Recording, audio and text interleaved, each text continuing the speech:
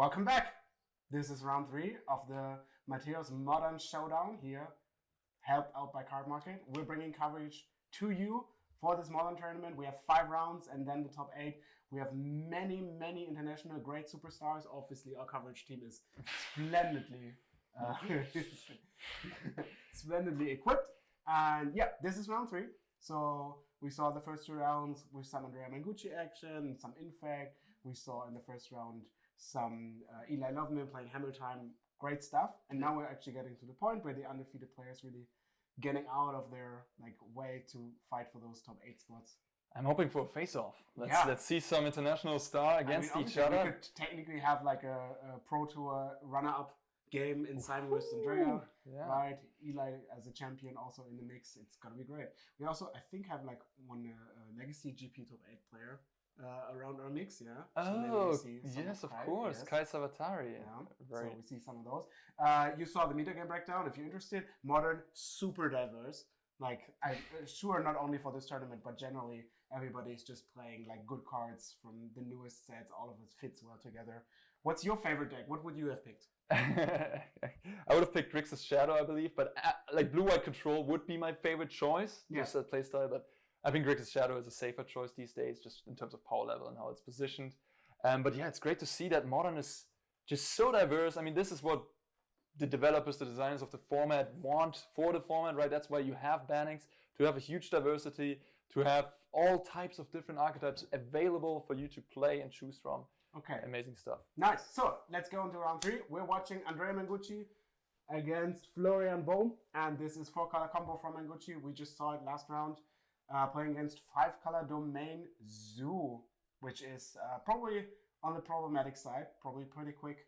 Yeah, 5-color Domain Zoo, that is before my time, even a deck when it was popular. Yeah, right? I remember 2011 or something, World San Francisco, there were the Domain Zoos that played Wildest, Nakato, and Tribal Flames and all of those shenanigans. Wow, I'm excited to see this play out. What is going to come out of Florian's deck here? Yeah, Bloodbraid Elf, we see Lightning Bolts, Tarmogoyf, Lightning Helix, Mantis Rider. Wow. I mean, this is some spicy 5-color action. And of course, fetch lands paired with the Triumphs give your mana base a great start. You know? Yeah, absolutely. That makes mana fantastic in Modern. Oh my god, I'm looking forward for a Bloodbraid Elf into Mantis Rider. Yeah, there you see already Tribal Flames. You can already kick that off for 5 damage if you pair up the right Triumph with the right Shockland. Not that you're really gonna do it, but this is kind of insane. You can be stuck on 2 mana and still have your spells have all the possibly powerfulness that you have. A breeding pool here would allow. Yeah, exactly. This is as fast as it gets. I remember that from playing one of the Sign of Draco decks, where it costs less for each mana type, and you can actually play that on turn 2. Oh yeah, with the perfect setup of your lands. Yeah, and here you see it. Florian knows that. We know that. It's so efficient. And he has the Renin 7. Sorry, not Renin 7. Renin 8. No, not that one either. Renin 9. Renin 6. The wrong order. Yeah, we'll get the Renin 8 maybe in Modern Horizons 3. Yeah, we'll see us in 50 years when we have Renin 21. Exactly. So getting that Polluted Delta or Flooded Strand back to hand. Which is not really causing Mango a lot of problems. Renin 6 is more of a value planeswalker. It doesn't hit many or any of the creatures I think Andrea played. The 1/1 probably that puts a planeswalker into play, but I assume that's not going to be just played out without winning the game. And Mango's really about winning the game as quickly and as efficient as possible, right? Just with the combo of the Vivien planeswalker. Yeah, I think rather a creature style would have been a bit more optimal, but now at least you have all your lands secured, right? And with Tribal Flames, actually the ultimate of Renin 6 is kind of broken. That is an avenue to victory. 4 turns from now, just Tribal Flame your opponent out. What is that card? Is that a Hidetsugu consumes all the saga from Neon Dynasty coming out? Yeah, that looks like a spicy one-off.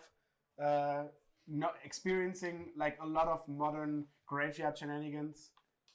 Can have a list of the deck list right now. Actually, yes, Florian is playing Sign of Draco. Oh, nice one. Which is a crazy card that costs only 2 mana if you have all the basic land types and gives all your creatures some abilities according to the color. Pretty fun.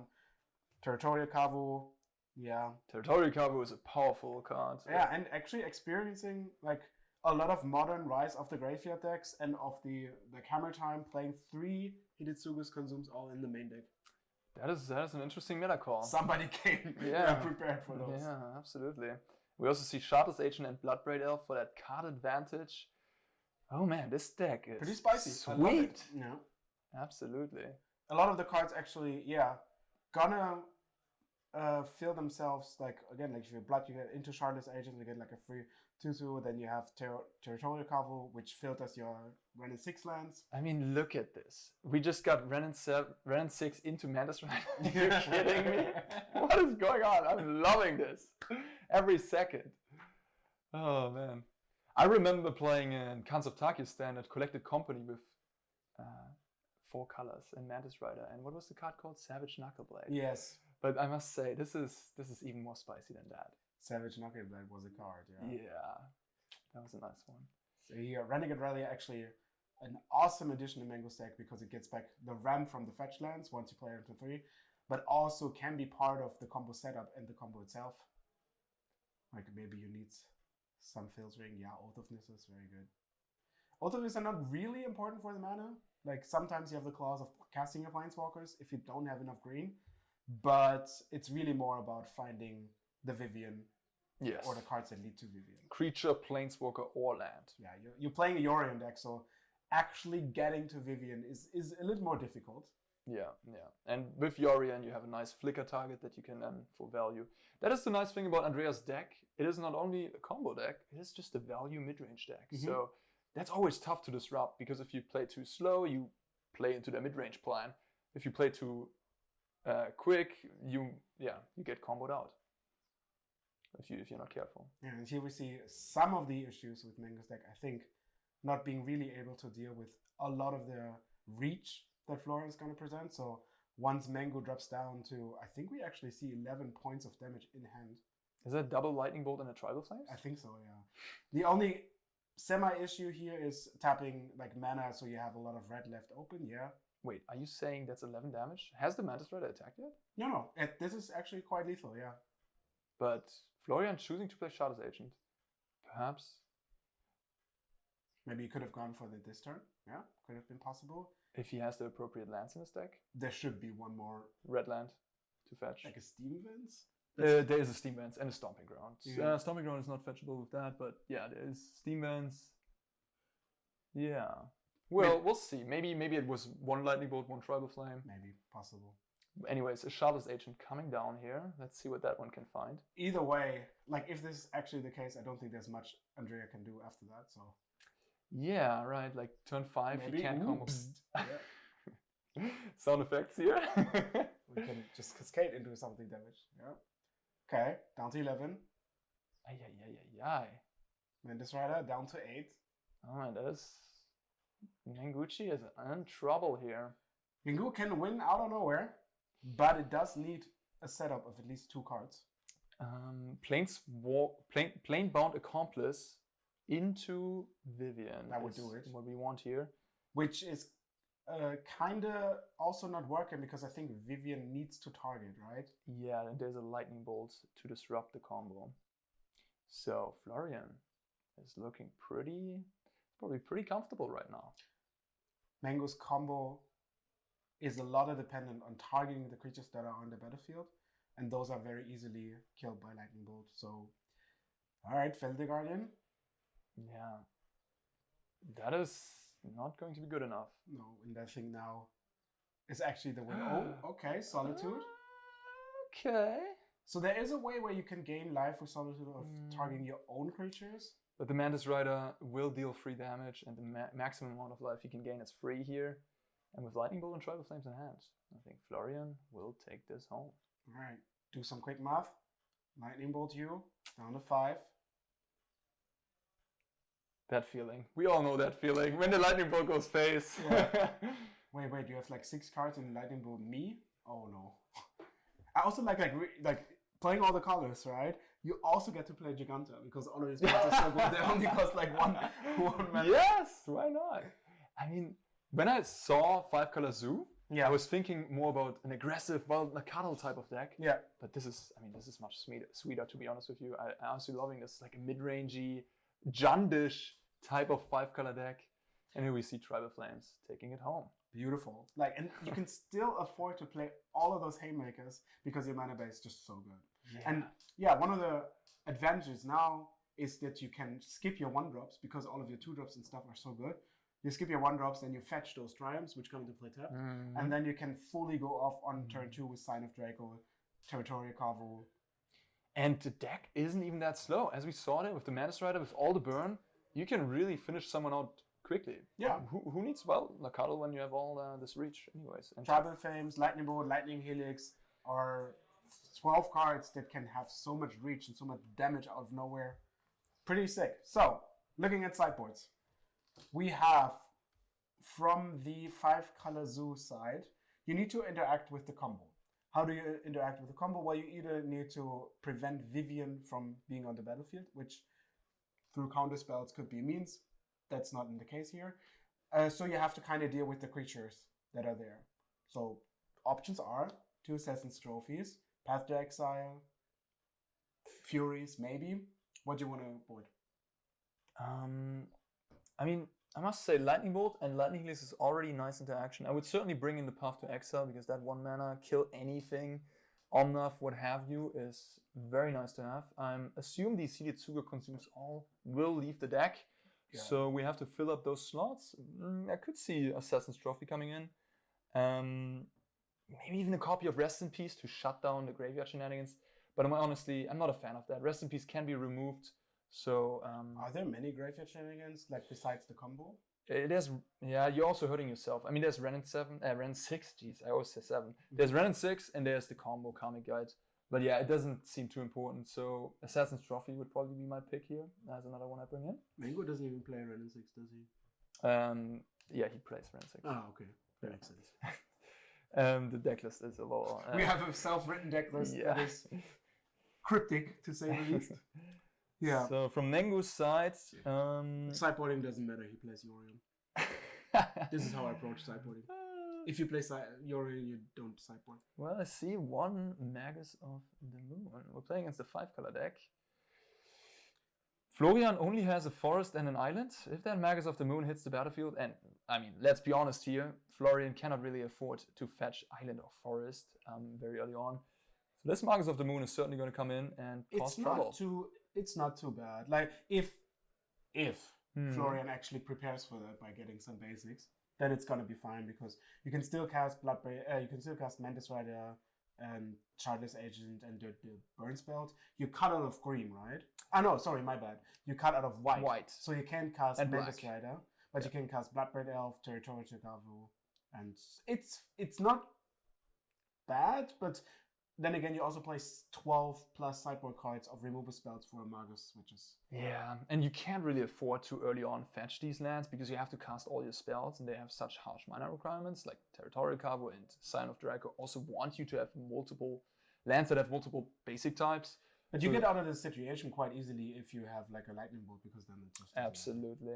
That is the problem with the Magus of the Moon. And otherwise, there's not much in Megucci's sideboard. The Veil of Summer, they won't do anything here. You can maybe board the Knights.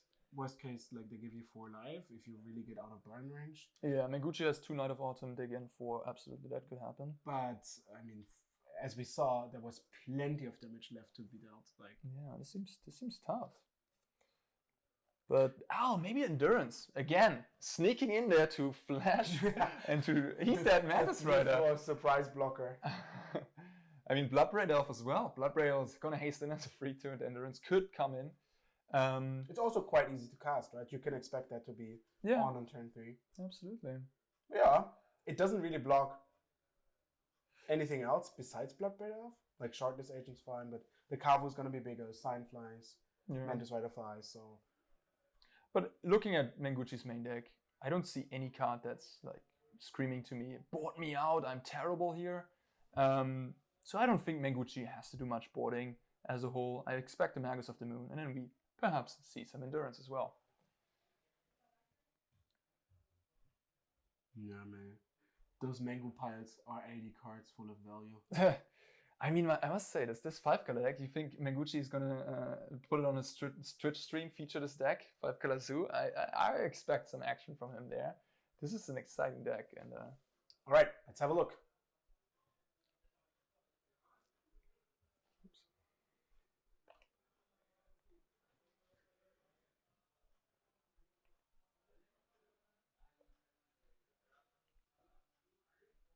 all right. Mengu on the play.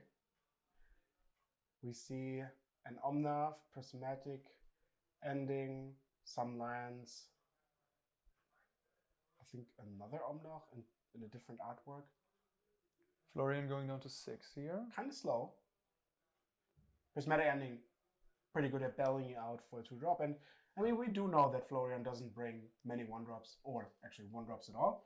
Mengu might not know, because this tournament is not open deck list. You actually play like it's 1999, where you don't know what your opponent is like really playing. Yeah. Oh, I see an Assassin's Trophy alternate artwork already. Ooh, yeah. And there's also an Utopia Sprawl in Mengu's hand that's pretty sick. Oh yeah, that's a big one in the opener.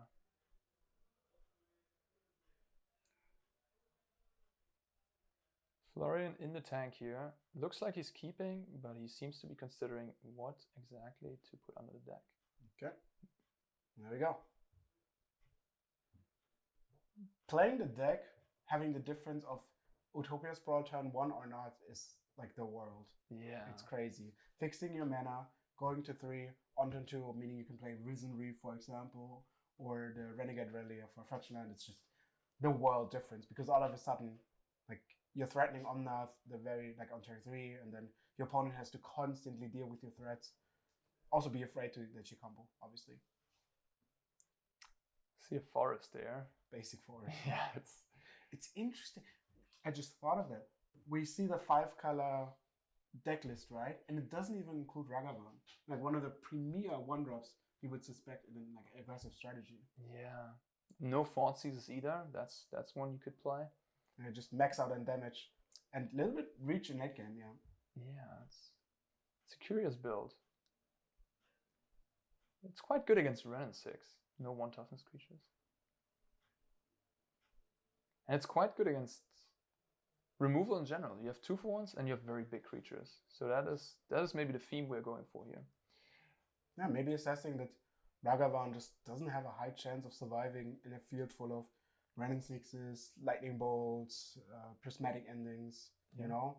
And just saying, okay, why would I play cards that are just getting dealt by anyway, when I could play 4/4s instead that don't? Or at least not that easily. Pretty sick. Renin 6 hitting the battlefield here. The infamous Planeswalker. Yeah, and as you see, Renin 6 actually doesn't have a target that it just deals with, so. The card is still incredible. It's just getting the lands back, solidifying that you always have a land drop. I mean, that is one hell of a magic card. And there's the island off the top. Did we just draw forest into island? Wow. I mean, you're safe for Marcus. Yeah, I suppose. The Kavu is also on the bottom of the hand, so I suspect we'll see that one coming out. So then, wait, the naturally island and forest give you the domain. Yeah. So you actually do have all the basic. Savai Triumph is the key here. Yeah, I think Florian is considering either playing the Kavu or removing the Renin 6. What would you do? I think I would go with the Kavu here. The Kavu is a 5/5 next turn, threatening to kill off this Renin 6. And Assassin's Trophy on the Renin 6 is tough because you ramp your opponent. Ah, this is Path to Exile, right? Yeah, this is Path to Exile. So it's not even Prismatic Ending. Yeah, then you don't even really have a choice. Yeah, you could trophy the Renin 6, but you cannot give your opponent exactly. This is too early in the game to do so. That is. Megucci is already on the play and has a Utopia Sprawl. If you ramp him with the trophy, no. Forget about it. I don't like that either. But Florian passing the turn. The card is threatening. I agree. I nonetheless would have gone for the Kavu here. But then, yeah, if you're looking like at next turn, how is the situation going to get better, right? Like you're spending a card, you're even a card down if your opponent gets the land, and then draws that trophy here. That makes sense. It's the correct play. I agree. Yeah. But against the Yorion deck to make them draw that one more land that they could have drawn. Pretty funny to me. It is. I mean, there's also a downside to that play. Megucci, and Florian doesn't know, but Megucci could have Veil of Summer or Flusterstorm and could draw it in the draw steps. So there's a slight downside to it as well. Absolutely. And we know Mango plays for Flusterstorms. I assume they're not brought in against like this deck. He could theoretically Really, Tribal Flames. Really afraid of Tribal Flames, yeah. But yeah, likely not. Alright, here we see Mango counting. 1, 2, 3.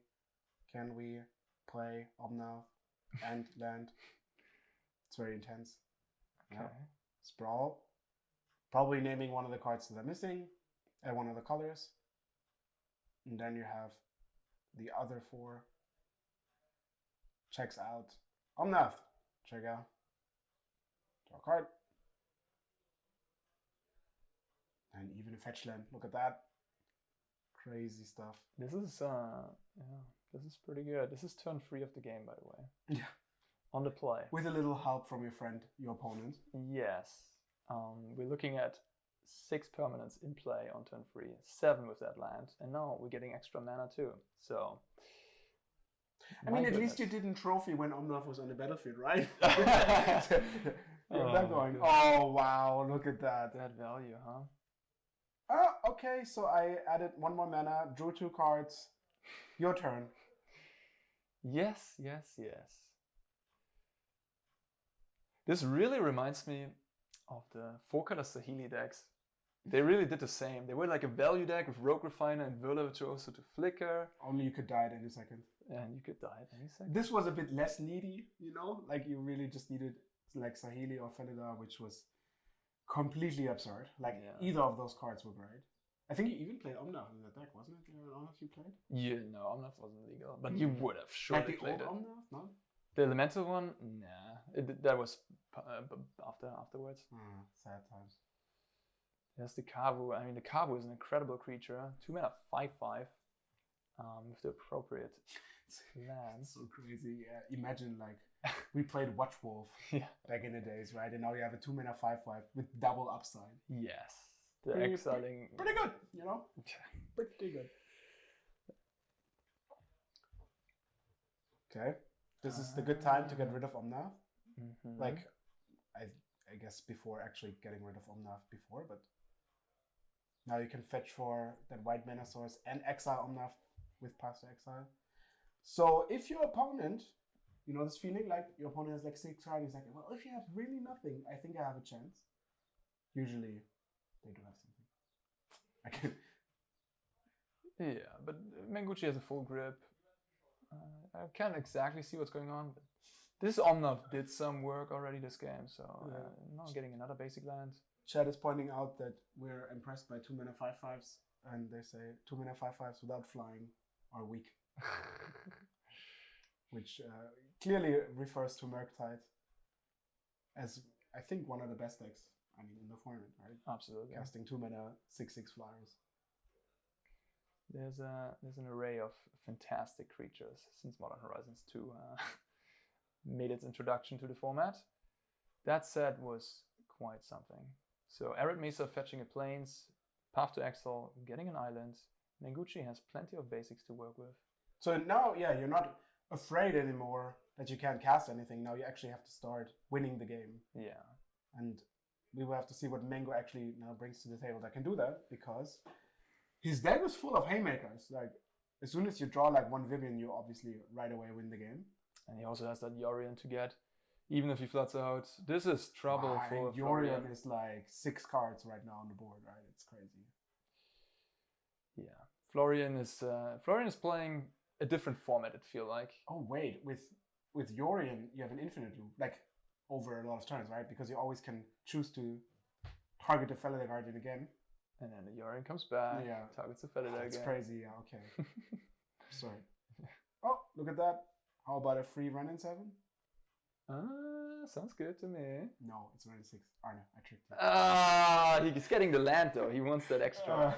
That extra. Wow! Imagine having a choice with like 18,000 mana in play. Yeah, that must be scary. I really need that land again. Yeah, Renegade Relia helping here with powering out Omnath to gain the ultimate, the triple landfall even with Omnath. Yeah, crazy. There's a prismatic ending. Still had all these, yeah. Okay, so we have Mengu with 12, 13 permanents against Florian on the 3 lands. Yeah, he's using all of his mana this turn, Endurance, exiling, getting rid of the graveyard, and all mana spent. That is efficient. 8 mana, 9 mana in play, Yorion in exile, I mean, and Florian just played his 3rd land last turn. Yeah, and next What is this? And next turn you can like play Yorion to draw basically 4, and then flicker it infinitely with the Fellia Guardian. I think Florian saw this is good.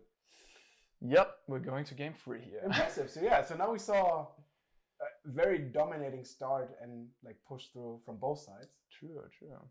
Which hopefully leads to a point where they collide on one of the best draws. I think, to be fair though, like the one of the best draws from Florian is gonna be tough to beat for Andrea. Like if you really cast like some of those creatures, can he even get rid of Sign of Draco? Is there a path to exile? There's the Fairy Time Raveler to bounce it. If you're on the play, you can do that. And there's Solitude to exile it. Oh yeah, I guess that's fair. Yeah. 2 lightning bolts. Infinite amount of lands. 4 prismatic ending. Yeah, there's not really anything that does something instant speed.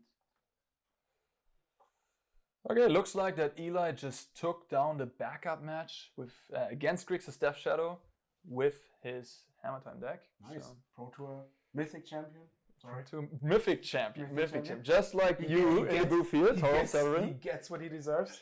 He is. Already 3-0. So not quite sure about how many people are playing, what 3-0 withdrawing means. I actually did some math on that. Oh, so very currently it's going to be around 5 people at 4-1 in the top 8. So that means 3-0-2 seems quite safe. 3-0-2. If all of them are 4-0, then you have three spaces left for the 3-0-2s. Maybe. I'm not quite sure, but if he gets that 4th victory, he's in the top 8. Yeah, okay. That is very likely. Yeah, we're playing 5 rounds today, and with a 4th victory, he could secure himself a draw, very likely, to get into the top 8. If you're wondering, how could have played that? Well, you should have qualified for it, because this is kind of or win approach. It's an exclusive tournament where people played over the year many different tournaments, collecting points and then being qualified for the tournament. So this is kind of exclusive, and then now gathering for the end tournament, the big conclusion of the series for this time. Yeah. There's some nice prizes on the line, and it's a combination again of the league that they play to qualify for this event, and yeah, if you have international pro status like Megucci and Simon Nielsen, Eli Loveman, you get in extra.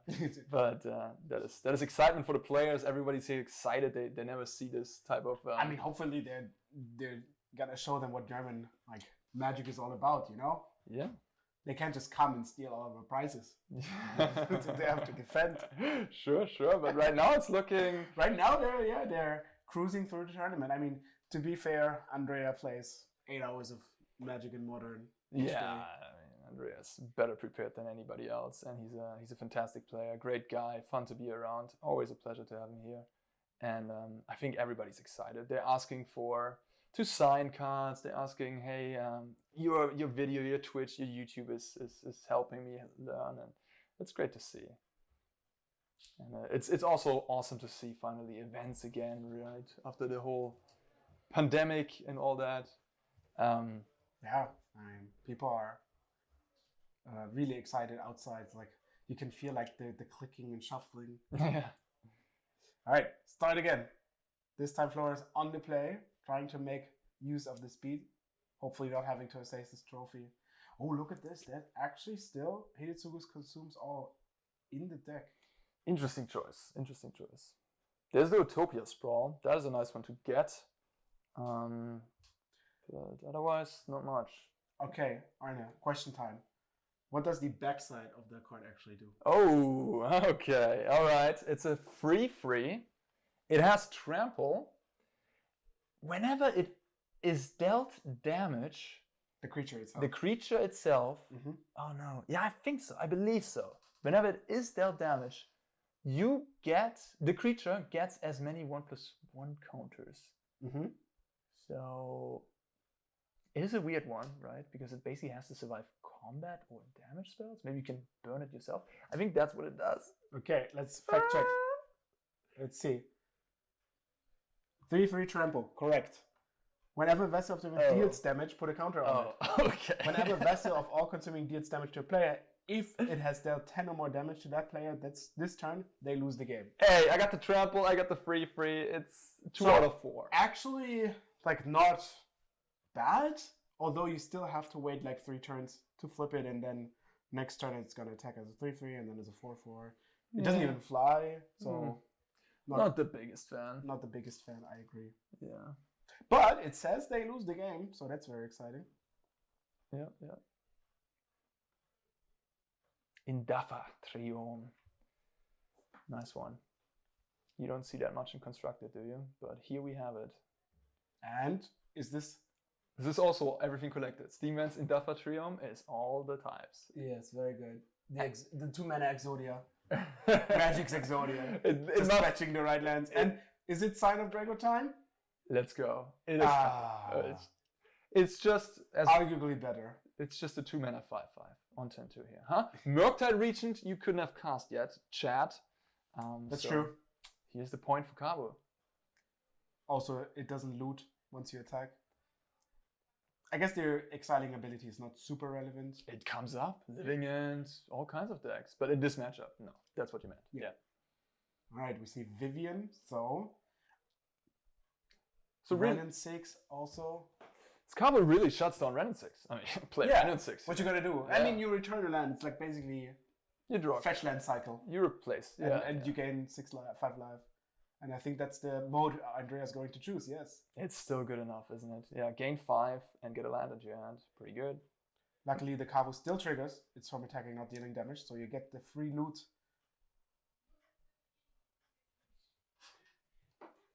All right.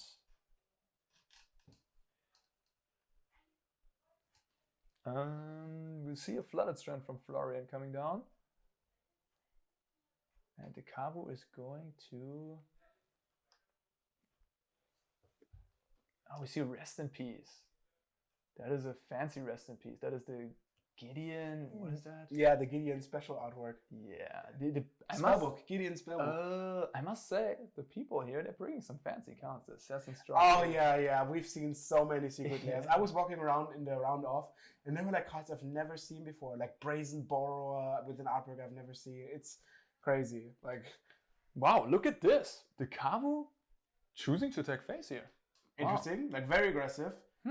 I kind of like it. I see the point, yeah. Yeah. Maybe let's just go for the burnt line. Oh, and already Rest in Peace is playing at 4. Yeah. I don't really... Rest in Peace looking great here. Shutting off both of these friends over there. Like, maybe it's my inexperience of playing against the combo deck, but I feel like attacking the graveyard is kind of... meh. Yeah. Like, I would rather concentrate on killing my opponents. I certainly would tend to agree. I'm not an expert with 5-color zoo against Vivien combo, to be fair. But here you see, like, actually, Rest in Peace having 2 positive effects, so... Significant impact here. Yeah. Absolutely. Question is it worth the card? We'll see to find out. So Linvala, pretty potent, nice fleetly flyer. I don't think you can actually work with her party ability. That would be really weird if you actually have one. Also, I think Bloodbraid Elf, Mantis Rider, no, there's not even any Cleric or Rogue.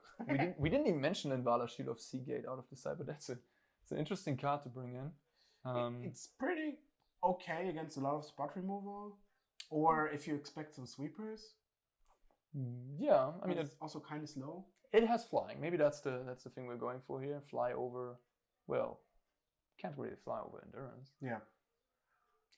Yeah, we'll see. I mean, it protects your big creatures, your Scion of Draco, and then that one gets the job done. it's definitely, with no open deck list, sideboarding becomes a little more tricky, you know? Like when you see all those big tournaments that you saw coverage from, especially the arena ones. Yeah. You always know all the sideboards and all the main decks, so sideboarding becomes much more on point. Mm-hmm. But here, I mean, you're playing decks that have 4 and 5 colors. They basically can have every card in the whole format that you want to have as a sideboard. Supreme Verdict. So, yeah, you don't know if Andrea's bringing like Supreme Verdict kind of cards, exactly. And maybe you say like, okay, I board one and be sure with that, because then you at least have an option. Mm-hmm. And here we see also, again, 6 points of damage in hand.